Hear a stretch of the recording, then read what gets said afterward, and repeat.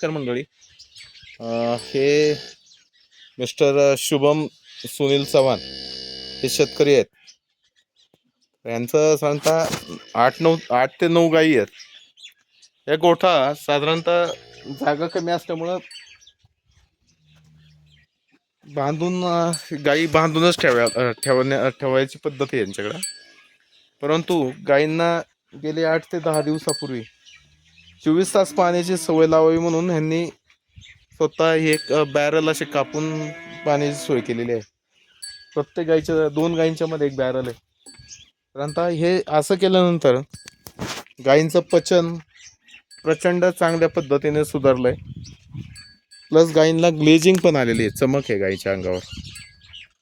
खाल्लेली वैरण सुद्धा चांगली पचवली जाते, त्याच्यामुळे दूध उत्पादनात सुद्धा चांगला फायदा आहे. तर ह्या पद्धतीने सगळ्या शेतकऱ्यांनी जर असं केलं तर दूधधंदा तोट्यातून बाहेर काढण्यास वेळ लागणार नाहीये. एक चांगलं उदाहरण आपल्या सगळ्यांसमोर आहे. मिस्टर शुभम सुनील चव्हाण हे खानापूरचे रहिवासी आहेत आणि एकदम म्हणजे त्यांचे काय म्हणजे त्यांचे स्वतःचे काय मत आहे याबद्दल हे थोडक्यात मांडणार आहे. थोडं सांगा तुम्ही. बोला बोला बोला. नमस्कार, मी शुभम सुनील चव्हाण. सरांकडून आपल्याला योग्य मार्गदर्शन भेटलं म्हणून आपण ह्या 24 तास पाण्याची सोय केलेली आहे. तेव्हापासून आपल्या जनावरांमध्ये बरीचशी सुधारणा आहे. काय काय बदल वाटतं सांगा त्यांना.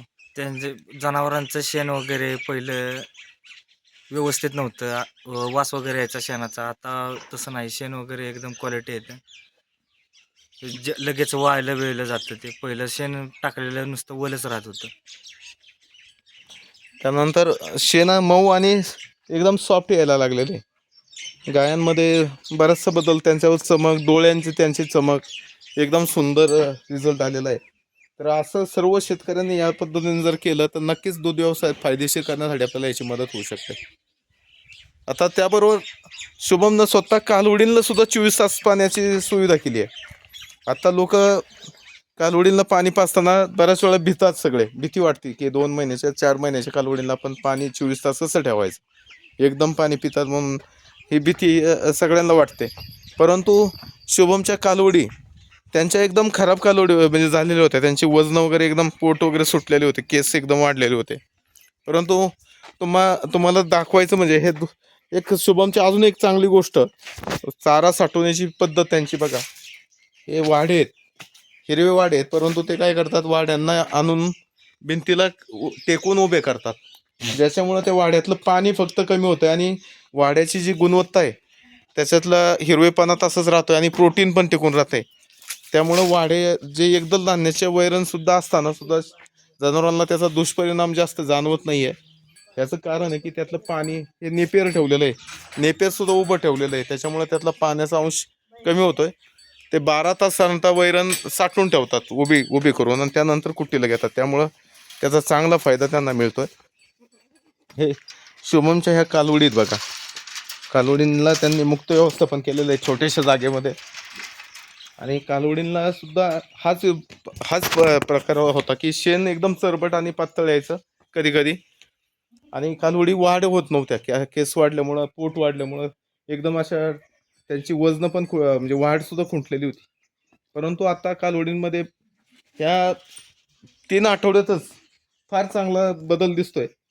हे कालवड साधारणतः मला वाटतं असं 75 ते 80 किलोची कालवड होती. परंतु आता हे पाणी इथं हे बघा, त्यांनी कालवडीसाठी सुद्धा पाणी ठेवलेलं आहे. एक कंटिन्यू 24 तास पाणी भरलेलं असतंय. कालवडी मनानं जेवढं लागेल तेवढं पाणी पितात. सुरुवातीला 1-2 दिवस सवय लावून त्यांनी 1-2 लिटर असं ठेवून पाणी सवय लावली. आता कुठली कालवडी एकदम पाणी पित नाहीये, जसं लागेल तसं गोड जेवढं लागेल तेवढं. छोटं कालवड 3-4 महिन्याचं कालवड हे सुद्धा त्या पद्धतीने त्याला सवय लागली. जेवढं लागेल तेवढं ते बरोबर मापात पाणी पित आहे. त्यामुळे सर्व शेतकरी बंधूंना एकच सूचना आहे की व्यवसाय करताना ह्या व्यवसायामध्ये तंत्रज्ञानाचा एकदम कसा उपयोग करायचा हे आपण थोडंसं माहिती घेऊन शिकलं पाहिजे. नक्कीच ह्या दृष्टीने आपल्याला कालवडी पण लवकर हातावर आणण्यासाठी याचं म्हणजे पाण्याचं महत्त्व फार महत्त्वाचं आहे. पाणी ही गोष्ट इतकी महत्त्वाची आहे की शरीर हे 70% पाण्याने बनलेलं आहे आणि 24 तासामध्ये वजनाच्या 10% शरीर पोषणासाठी पाणी लागतं. पण आपल्याकडे पद्धत जर 2 किंवा 3 वेळेस जर पाणी पाजायची पद्धत असेल तर शरीराला पुरेसं पाणी न मिळाल्यामुळं शरीराची वाढ खुंटते. हाच प्रकार इथं झाला होता. परंतु आपण 24 तास पाण्याची त्यांना मधल्या काळात 1 महिन्यापूर्वी त्यांना सूचना केली. त्या पद्धतीने त्यांनी 24 तास पाण्याच्या ह्या गोठ्यामध्ये सुविधा केली. वासरांची वाढ एकदम उत्तमरित्या आम्हाला आता इथं दिसते. तर धन्यवाद.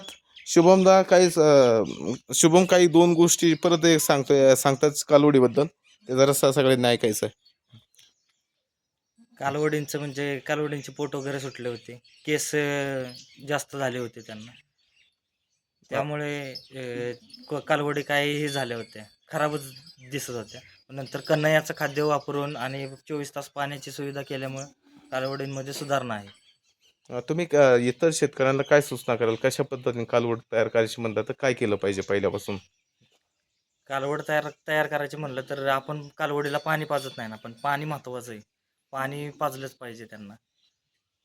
त्याबरोबर दूध 1 लिटर 3 लिटर पाजत असलं तर त्यांना पाणी 1 लिटर पाहिजेच कालवडीला सुरुवात करता. सुरुवात करताना. धन्यवाद मंडळी. थँक्यू.